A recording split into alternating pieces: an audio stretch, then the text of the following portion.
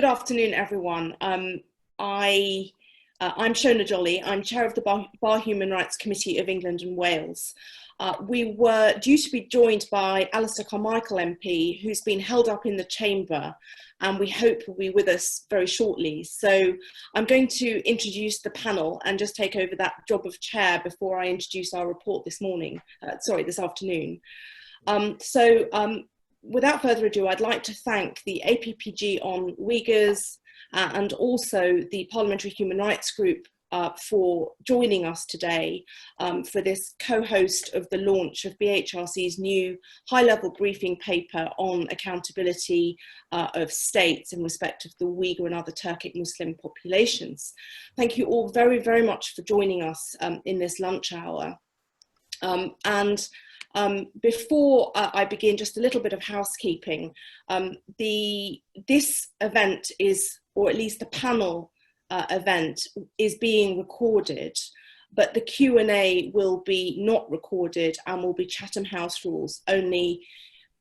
You should be able to ask questions through the Q&A button that you can all find at the bottom of your screen. So if you write questions as they come up accordingly, hopefully Alistair will be back to field those questions, and otherwise I will field those questions to the panel later on this afternoon.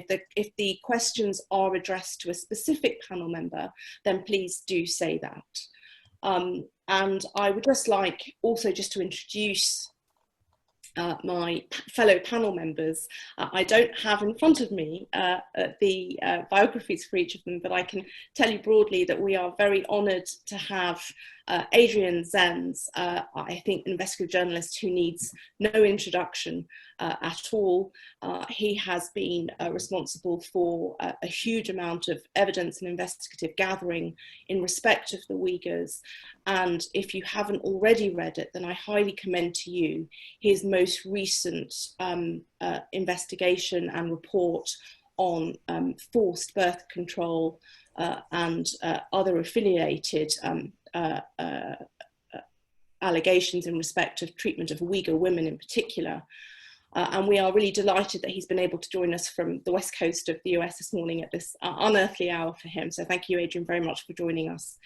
We also have with us Rahima Mehmut, who is a Uyghur activist and has been immensely busy speaking to journalists, MPs, lawyers, a number of people over the last few years, but in particular as the momentum seems to have been building much more recently in the UK over the last few weeks. And we are really delighted, Rahima, that you've been able to join us on this panel today. Thank you very much. And last but not least, we also have Nicola Macbean, who's the director of the rights practice. She has worked long on China issues. She was formerly the director of the GB China group, and she has been working both in front of and behind the scenes on issues related to the Uyghurs and China and human rights in general for many, many years. Again, Nicola, thank you very much for joining us. We're delighted to have you. I'm just going to check that we don't have Alistair with us yet. Okay. In that case, I'm afraid over to me for the introduction of our report. The report should, I hope, now be published on our website, and we will make sure that all of you have the link to that report sent over the course of either today or tomorrow. Before I talk about the report, I must give real and genuine thanks to my co-authors, contributors and researchers. Huge amounts of work were done in the production of this report, and many of my fellow are named for fear of associated reprisals. Thank you all for your work. It has been very valued, and we have been very heartened by the response to the report that we've received today. I would just like to say a few words on why we've produced this report, and then on to the content of the report itself. So the first question is why? Over the last few years, there seems to have been debate, and yet more debate over how to tackle some of the most egregious human rights abuses that are taking place, potentially genocidal actions of our time. These debates in the last few years have focused heavily on both the Rohingya and the Uyghur communities. And in both situations, although there has been more recent movement in the ICJ in respect of the Rohingya people, much of the debate has remained talk in parliaments, behind the scenes, at the UN.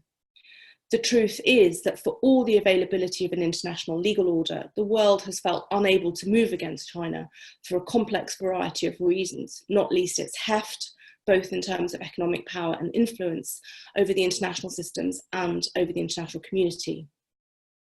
It speaks loudly, for example, that although the UK has managed to get state signatories behind its condemnation at the UN last autumn of China's alleged treatment of the Uyghur people, I think at the last count this was about 27 states, so many of the world's countries have stayed silent. That silence is in the face of mounting and building evidence to which Adrian has been a key contributor. It is not possible for us to say any longer, we don't know. We know, we see, there is evidence building.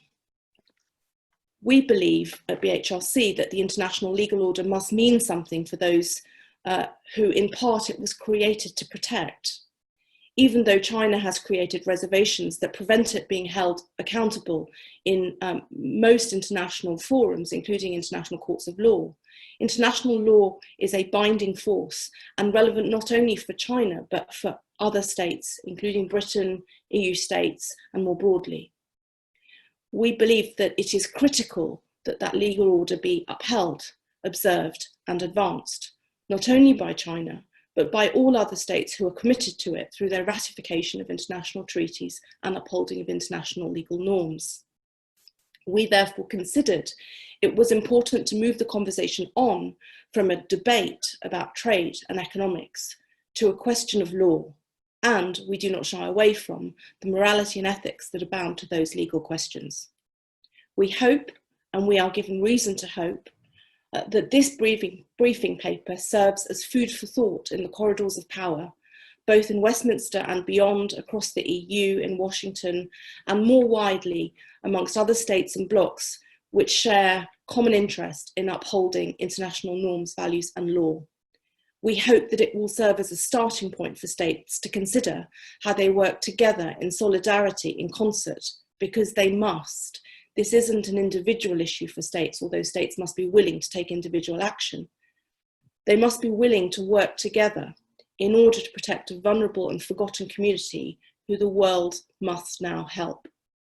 And our paper, and the content of our paper, talks about the legal obligations on third-party states, in other words, states who are not China, and the various obligations that exist, which states must themselves fulfill.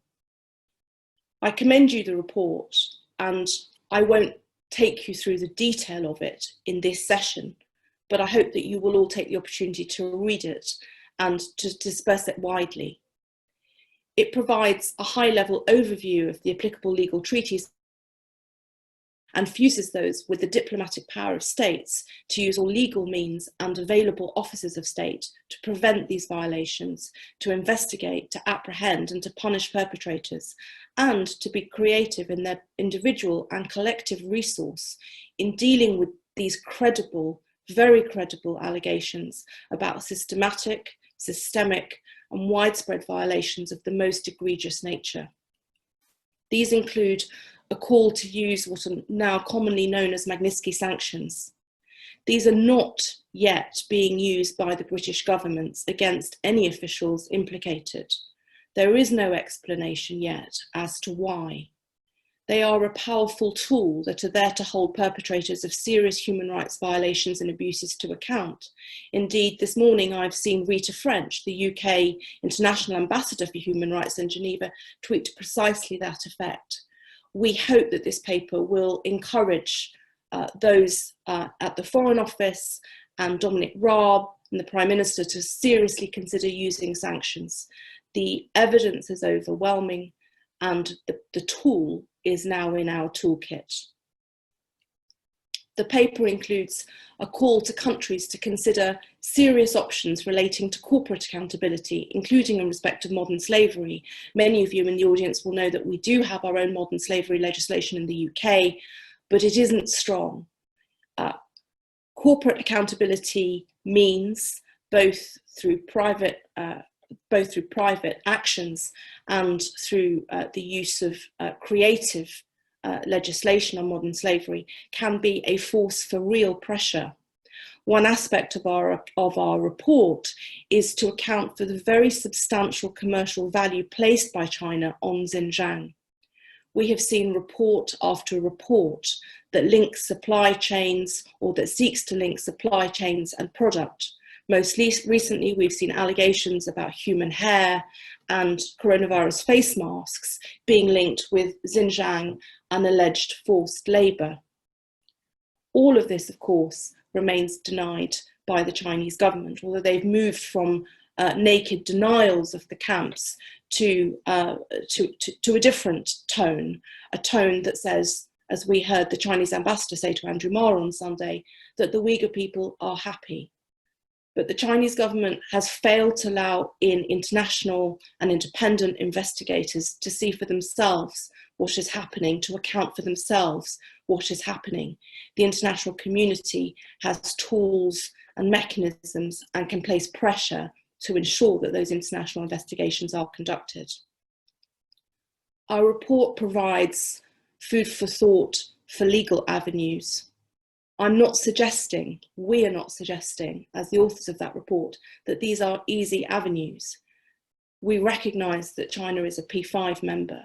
We recognise that China has heavy economic weight. But governments must now take concrete and urgent steps towards accountability and redress before an entire community is devastated through deliberate, targeted and systematic abuse, which has been credibly alleged. And on that note of credible allegation, I leave you to Adrian Zenz, who will tell you about his investigations into exactly those matters. Thank you very much. Well, thank you very much indeed for having me as part of this panel. My name is Adrian Zenz. I am a senior researcher with the Victims of Communism Memorial Foundation and an independent researcher. I'll do some brief remarks here on the situation and the latest findings.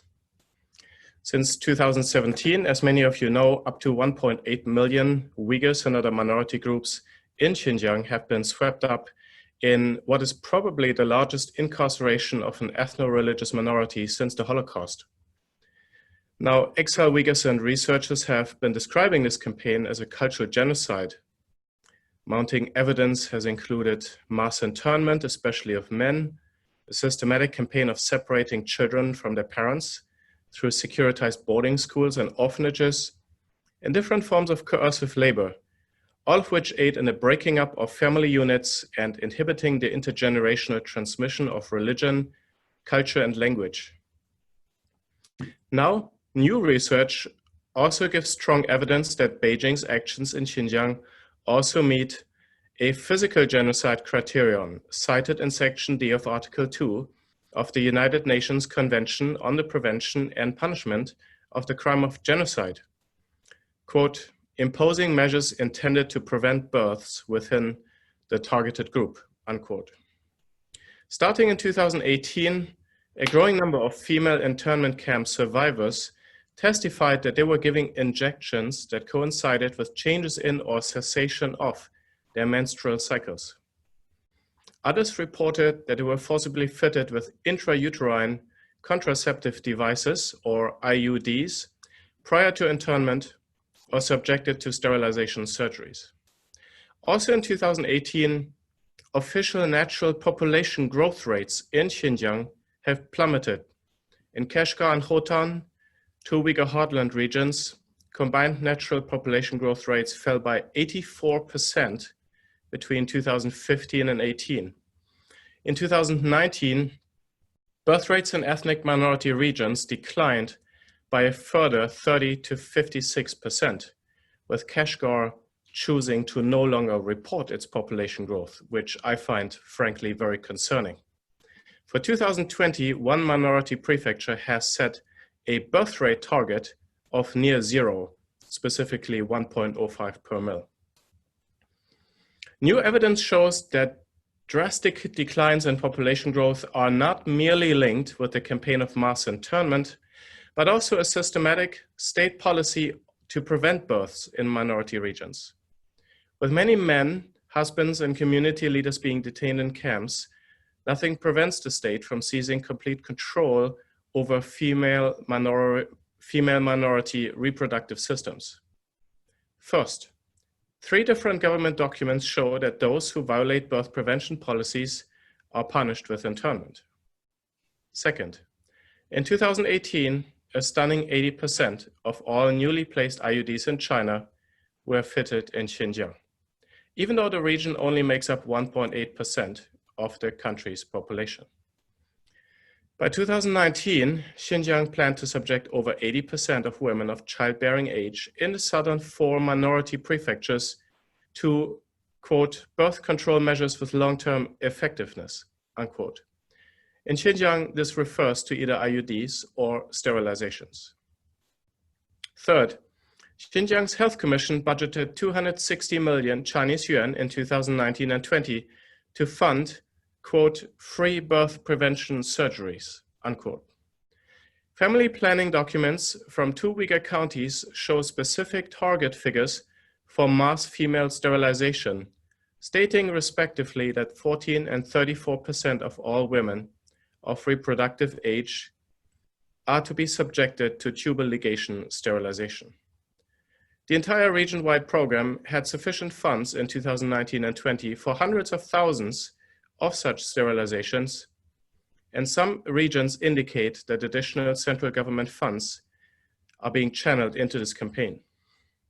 In addition, in 2019 and 20, Xinjiang also budgeted about 1.5 billion Chinese yuan for financial rewards for women who supposedly voluntarily opt for birth prevention methods and are part of a general family planning scheme, including IUDs and sterilizations.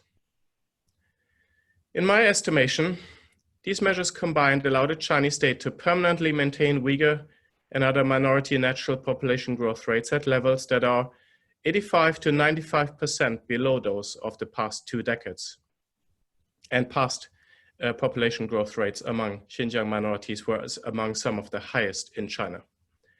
The government has put in place a system whereby it can now dial minority birth rates up and down at will, like opening or closing a faucet, including the fact that IUDs cannot be self-removed. They can only be removed by medical professionals, and this requires the permission of the government. In sum, this new evidence is reflective not only of what we may call demographic genocide, which is not a legal term, it's kind of a made-up concoction, I guess, but also of a strategy of ethno-racial supremacy. Between 2015 and 18, an estimated 2 million Han Chinese migrants moved to Xinjiang from other parts of China, lured by lucrative government job offers, free housing, and free land. These findings raise serious concerns as to whether Beijing's policies in Xinjiang represent in fundamental respects what might be characterized as a demographic campaign of genocide at the least, per the text of Section D, Article 2 of the United Nations Convention cited above. Thank you. Adrian, thank you very much. I wonder if we could now move to Rahima. Thank you very much for having me. And I am extremely grateful for now so many people coming forward talking about the situation. As Uyghur myself, I know what it is like, the life in East Turkestan, my homeland, even before the whole camp network started. I left my country in 2000 and after witnessing the 1997 Gulja massacre. it has been held for the last 3.5 years, especially for the Uyghurs living in exile, like myself. For example, I lost contact with my family since January 2017. And also working as a translator, interpreter, I come across with the most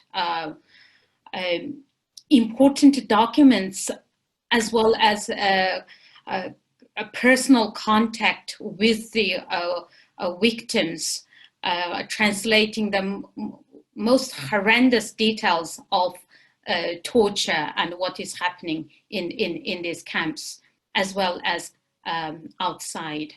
And also, I know what it is like being a woman in, even just to add Adrian Zenz's report about the sterilization and birth control. Even when I was in East Turkestan, women who work for the government or the Uyghurs, we were only allowed to have 2 children, and between first and second child, 3 years gap. If anyone accidentally pregnant, they face losing their job, and you just have no choice but to have IUD. And you know, even when you have terrible side effects as well. And I learned now that they actually, even the IUD, at that time at least, when we want to remove it, we could go to the hospital and get it removed. But in 2016, I learned that the government has notified all the clinics and hospitals. So for any Uyghur woman, if they want to remove the IUD, that they need from a letter from family planning, and also have at least 5 stamps from 5 different departments, and then they can go to hospital and get it removed. So this is a very, very basic rights as being a woman, and that is taken away from us. Also this family separation, not being able to get in contact with people, with your loved ones. And I know people, you know, you just experience what it is like, you know, during COVID. You cannot visit your family, visit your parents for 2-3 months. And you just imagine the feeling, my feeling, not being able to contact even over the phone with my siblings for the last 3.5 years. And include this experience is by all the Uyghurs, almost all Uyghurs that I know, that they still don't know what happened to their family, or they had some bad news about what happened to them. So I just want to say that I welcome these developments, the media, and everyone is now talking about the severity of the situation, and people want to do something about it. And also the government, the debates has been happening, kicked off, but we need concrete action. Action, we want the government to recognize this as genocide and act accordingly. Thank you. Rahima, thank you very much for that passionate invocation of the need for the international community to step up and act. With that, I asked Nicola Macbean to talk about what the international community is actually doing and what she sees from her role at the rights practice. Thank you, Nicola. Thank you very much, Schona, and thank you very much for the invitation to join you in the launch today of this important report. As Schona has already said in her opening remarks, and as you can see in the report itself, the legal obligations on China, but also on other states, are very clear. 2 years ago, some of us on this panel today were in a real room in Westminster, drawing attention to the large-scale detentions of Uyghurs and violations of religious and cultural practices that were taking place in Xinjiang. As Rahima has just said, it is heartening to see at last substantial cross-party concern and growing awareness within civil society and the media. But also, we do now urgently need to turn this concern into action. And I'd like to make a few remarks on some of the elements of this response. First, I want to briefly elaborate on a point made in the report, that there are no reliable legal avenues in China for investigating and obtaining redress for human rights violations. Not even the most courageous human rights lawyer in China, and I do know several, could assist a Uyghur to bring a case against arbitrary detention or ill treatment. The courts would never accept such a case, and they lack independence. Moreover, local NGOs are muzzled or fearful, and government control of the media and internet deny Chinese the right to receive information. The onus is therefore on the international community to act. But given China's assertiveness, it's also important for the international community to work collectively. I welcome the most recent cross-regional joint statement delivered by our ambassador at the United Nations, but we really need to see many more countries lend their voices to these calls. Although, as the Barr report explains, China has clear legal obligations under international law, it is not cooperating in good faith. And indeed, some of its actions seek to undermine UN human rights monitoring and accountability processes. As China seeks re-election to the Human Rights Council this autumn, I really hope more countries will challenge not only China's human rights record, but the spoiling role it is playing in Geneva. The call last month by 50 independent UN human rights experts for renewed attention to the human rights situation in China is hugely encouraging. And we do need to build on this to make sure the UN can be more effective. However, given some of the limitations of addressing these issues through the United Nations, we need to take other concrete steps. It's encouraging to see a broad range of civil society organizations now working across borders. The Rights Practice has joined an emerging global coalition which is bringing together Uyghur rights, human rights organizations and trade unions to pressure textile and apparel brands and retailers to prevent the use of state-imposed forced labor on people from Xinjiang. It's not just the textile industry which risks being complicit in human rights violations. Digital tech and investment are also vulnerable. I welcome British government statements encouraging British businesses investing in Xinjiang or with parts of their supply chain in the region to conduct appropriate due diligence. However, civil society organizations we speak to, and as Schona has also alluded to, there is concern that the Modern Slavery Act, which was intended to end complicity in the use of forced labor, is not fit for purpose. This landmark legislation needs to be strengthened to cope with the challenges in places like Xinjiang, but also here at home. And in a post-Brexit world, we also need to be able to scrutinize the human rights impact of future trade agreements. There is ongoing work to do to ensure we can collect, preserve, and analyze information about what has been seen and is still taking place in Xinjiang. As the report from the Bar Council demonstrates, and thanks to scholars like Adrian, there's already a lot of information out there. Official Chinese documents, reports from journalists in the field, satellite data, and testimonials from victims and family members. The situation on the ground in Xinjiang, however, also continues to evolve, and researchers need to monitor developments. The recent reports of coerced labor indicate what may be a new phase in the official treatment of Uyghurs. But there are also disturbing reports of heavy prison sentences in Xinjiang for spurious offences that also need to be examined. All of this takes resources, and the British government should help make more funding available. There is already information about the various officials who have been involved in devising and implementing the policies in Xinjiang, which have resulted in what the Foreign Secretary has recognised are gross and egregious human rights abuses. Building the case against the individuals responsible in order to use the new Magnitsky sanctions should be expedited. Many Uyghurs in this country and within the diaspora are taking huge risks speaking to the media and testifying. Parliament can help provide a duty of care to this community by ensuring they will not be returned to China. by protecting them from harassment and surveillance by Chinese authorities, and by echoing their calls for information about their families, and to be able to speak freely with loved ones in Xinjiang or invite family members to visit without fear of repercussions. If China really had nothing to hide, this would be an easy ask.